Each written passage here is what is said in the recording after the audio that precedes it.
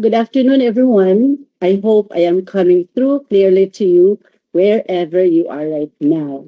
I am Leia Apaw, and I will discuss the roles of school heads in the implementation of ARAL program. Republic Act number 12028, or the ARAL Program Act, mandates us to strengthen foundational skills and support learners to attain grade level readiness. Our task now is to translate this mandate into coordinated school level action. So the question before us today is, how do we move from policy to learning results? Our core message conveys the crucial role of school heads vis-a-vis transforming law into coordinated school action. In other words, it is school heads leadership that enables the ARAL program to succeed, ensuring that all learners who are struggling in their lessons will be able to attain the competencies set by the Department of Education in their respective levels. At least grade level sila, no? This is the reason why school heads leadership is significant. In the implementation of the ARAL program, school heads serve as the bridge between policy and implementation and between implementation and results. Their leadership gives life. Silang nagbibigay ng buhay to the ARAL program in the schools they manage. In fact, research consistently reminds us that school leadership shapes the school culture, teacher effectiveness, resource allocation, stakeholder engagement, and learner success. This means that the influence of school leadership makes things happen in the school and ultimately improves learning outcomes. Presented on the slide is the legal backbone of the school head's role. Republic Act number 9155 sets the governance responsibilities of school heads. Republic Act number 12028 makes ARAL a national law. DepEd Order number 25 Series 2020 sets the standard of school leadership. And DepEd Order number 18 Series 2025 provides the implementing guidelines for the ARAL program. The key message that these legal foundations communicate to us is that the school head has vital roles to exercise, such as authority, responsibility, and accountability in ensuring that learners can be provided with sufficient learning opportunities to enable them to improve their literacy and numeracy skills. So tatandaan natin itong tatlong importanteng roles ng ating mga school heads: the authority, their responsibility, and their accountability. Therefore, when we speak of the school head's role in the implementation of the ARAL program, we are not simply listing tasks. We are not simply enumerating their tasks. We are connecting the law, the standards, and the implementing guidelines to one leadership pathway. So let's unpack their roles. First, authority, the power to lead and organize ARAL in the school. Authority means, in the context of ARAL program, organizing people, organizing resources, organizing schedules, and organizing support systems. The goal is to create readiness before implementation begins. This is where leadership sets direction before the actual implementation of the program. Thus, school heads should always consider the context of the school because they are expected to determine the appropriate timing for implementation based on the readiness of the school. Ang importante, ready ang schools, mayroon silang people, yung mga resources ready, schedules at saka support systems. Let's put authority into action. Ensure that the 5 readiness domains are the top priorities among others. Number 1, learners. Number 2, tutors. Number 3, school environment. Number 4, parent and community engagement. And number 5, system support. system support. Our purpose of assessing these five domains is to clarify what is ready, what is lacking, and what needs action. Take note to always consider the context of the school.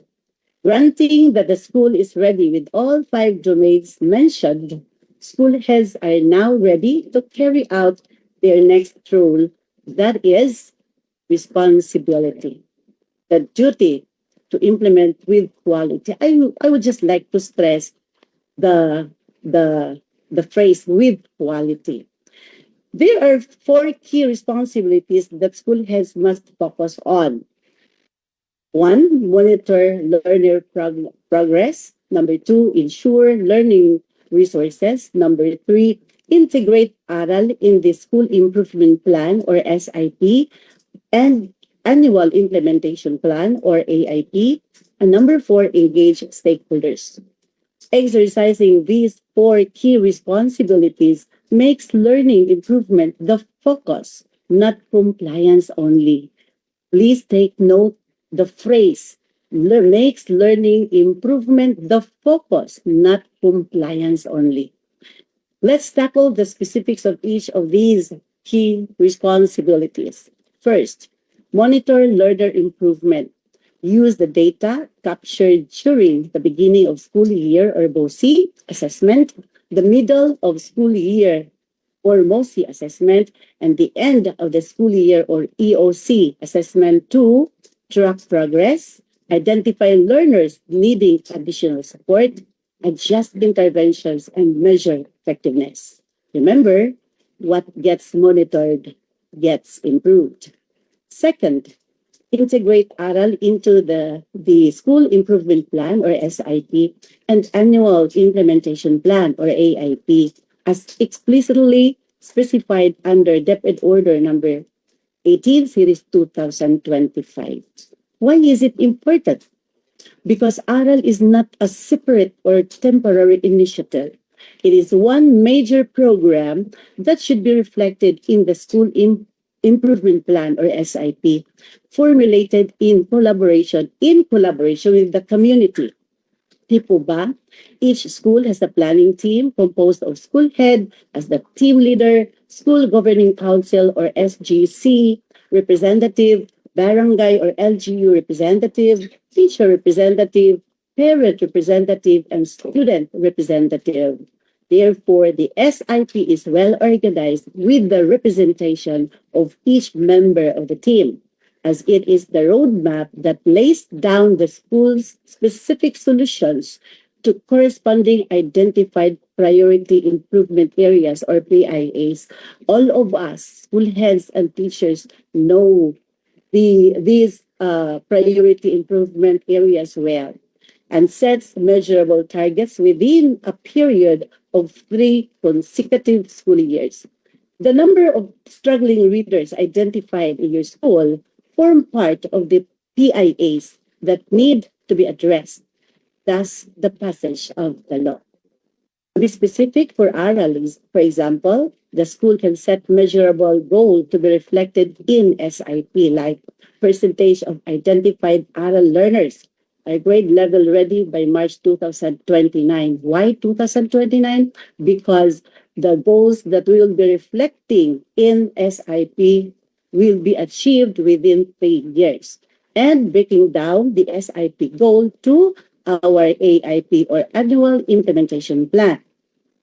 Yes, we are all aware that AIP details the activities reflected in the SIP per year within 3 years. You may indicate also your objectives in AIP, like for example, learners, percentage of learners under frustration level. For example, if you are going to focus on the key stage 3, frustration level, have visited ARAL by March 2027, because annual implementation plan will be achieved in a year. Okay. And then, of course, for tutors, you may also have your objectives. Percentage of ARAL tutors, both internal and external, are trained. And then for learning resources, percentage of ARAL learners have been provided with printed LRs. So, for example, if we must be very specific, we can say 100% of our ARAL learners have been provided with printed learning resources. You know what?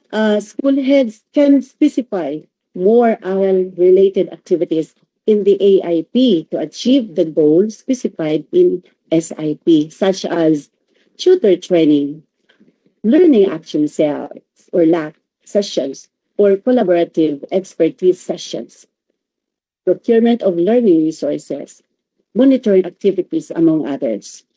Bear in mind that proper planning ensures effective implementation.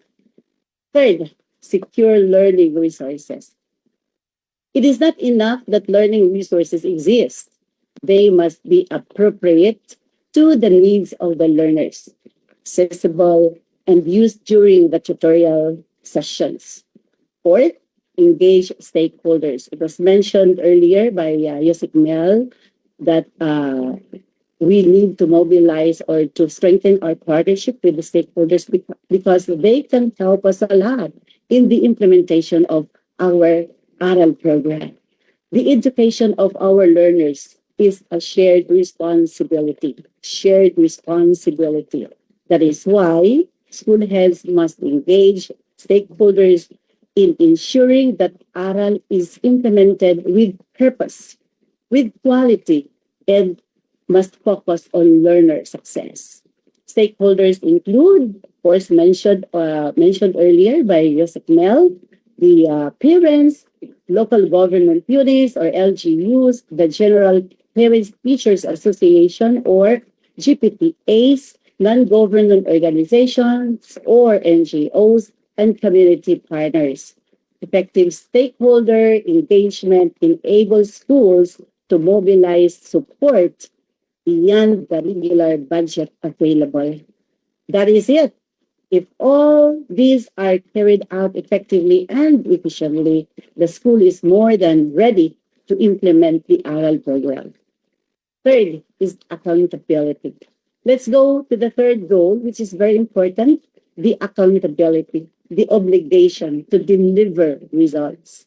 The ultimate question that I would like to pose for all the school heads joining us now is, granting that you have effectively and efficiently implemented the ARAL program with the provision of the needed support from DepEd and our stakeholders, did learning outcomes improve?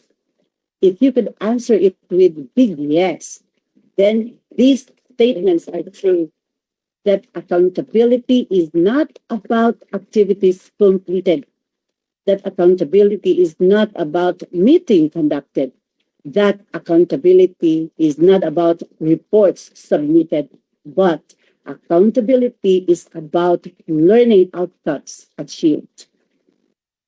How do we do this accountability work? Accountability is where leadership is tested. Yes, we know that anyone can start a program, right?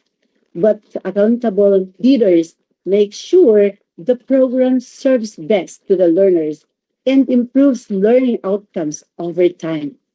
Under accountability, school heads have three non-negotiable tasks. Number one, reports. Submit accurate, complete, and timely data because our data represent our real ARAL learners. Number two, evaluate. At the end of each ARAL cycle, sit with your team. Evaluation is not about blame. It is about learning. After every cycle, ask which learners improved, which learners still need support, what strategies worked.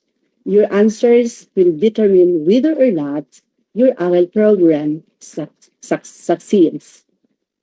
Number three, improve. Use the results of the evaluation. If something doesn't work, change it in the next cycle. Accountability does not end with the submission of reports. It becomes action. If attendance is low, kasi ang daming mga bata hindi nagpunta sa school, then adjust the schedule. If strategies do not help or work, provide coaching or you may conduct lack sessions as appropriate. If learning resources and other instructional materials are lacking, include them in the next annual implementation plan. Bear in mind that the next ARAL cycle can always be made better than the last. Kailangang mag-i-improve siya every year so that we can achieve our goal of promoting the learners to their grade level. Okay? So after all, our learners are the very core of every effort, every initiative, and every reform that DepEd undertakes. Let me show you the whole leadership story on one slide. Authority creates readiness in terms of people, resources, schedules, and support systems, while responsibility ensures quality by focusing on learner growth. Accountability drives improvement. It deals with decisions based on evidence and results. When all these three work together, implementation improves and learners are more likely to succeed. We can say, yeah, we are successful. In summary, these leadership roles are reflected in the specific responsibilities assigned to school heads under DO number 18 series 2025. These include number one, ensure effective delivery of the program and its specific activities in their respective classrooms. Number two, administer assessments and utilize the results to improve teaching and learning. Number three, ensure the submission of pre and post assessment data to the school's division office. Number four, ensure that the program is seamlessly implemented with the support of non-teaching personnel, parents, substitutes, tutors, and other education stakeholders. Number five, participate in learning and development activities, example, collaborative expertise sessions, benchmarking, etc., and suggest relevant training that may be provided on the teaching of reading and mathematics as necessary for this year.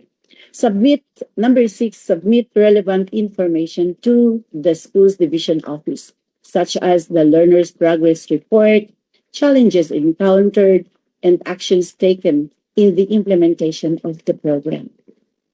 The role of school heads is ultimately to create the enabling conditions for the successful implementation of the ARAL program. Please remember this. Sa ARAL program, next slide please. Sa ARAL program, walang maiiwan, wala pa lahat natututo. Again, sa ARAL program, walang maiiwan, lahat natututo. Research reminds us that school leadership plays a key role in improving school outcomes by influencing the motivations and capacities of teachers as well as the school climate and environment. I would love to address this to all our school heads. Next slide, please. Be intentional. Lead with purpose. Before we leave, please finish this sentence quietly to yourself. Dear school heads, my next intentional action for ARAL is please complete that sentence as your, at least you as a manifestation or demonstration that you have, of course, internalized the message that we are discussing right now, and then hold on to it, share it with your team when you go back to your respective stations. Good afternoon, and to God be the glory.